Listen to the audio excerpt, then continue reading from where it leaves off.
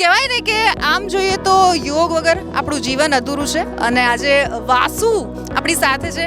Vasu welcome. Thank you બંસી. ઉત્તરાયણને લઈને કશું કહેવા માંગશો? ઉત્તરાયણને લઈને આમ તો કંઈ કહેવાની જરૂર નથી. ગુજરાતીઓ છે ને ઉત્તરાયણ તો મનાવવાની જ હોય, એટલે ઉત્તરાયણ મનાવવા બંસીએ ઇન્વાઇટ કર્યા છે અને અમે આવ્યા છીએ. બસ બિલકુલ, ખૂબ ધમાલ તોફાન મસ્તી આપણે કરવાના છીએ. ઉપર બહુ જ બધી પતંગ તમારી રાહ જોઈ રહી છે અને આપણે સાથે ગરબા પણ કરવાના છીએ. હવે યોગ અને ઉત્તરાયણને આમ તો ન જ આપણે સાંકળી શકાય, પણ કંઈ કહેવા માંગશો? મજા આવે છે? ને યોગને સાંકળી શકાય, કારણ કે સૂર્ય છે ને, તો ઉત્તરાયણમાં સૂરજની તડકો જે લેવો છે એ ઇમ્પોર્ટન્ટ છે. ડ્યુરિંગ ધ વર્ષ તો ટાઈમ નથી મળતો, પણ ઉત્તરાયણનો જે દિવસ છે, આખો દિવસ જો તમે ધાબા ઉપર હોય તો તમને વિટામિન ડી ભરપૂર મળવાનું અને હારે હારે પતંગ ચગવાની મજા.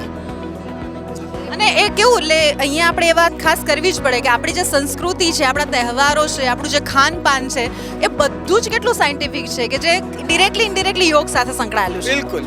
બિલકુલ બધી જ રીતે સંકળાયેલું છે. સંસ્કૃતિ એટલી ભરપૂર અને એટલી સભર છે કે જેને તમે બધા જ ઉત્સવમાં બધી જ રીતે જોડી શકો એમ છો. એમ કે ઉત્તરાયણ હોય, નવરાત્રિ હોય, દિવાળી હોય, બધું જ કલ્ચર અને યોગમાં ક્યાંક ને ક્યાંક એની વાત થયેલી જ છે.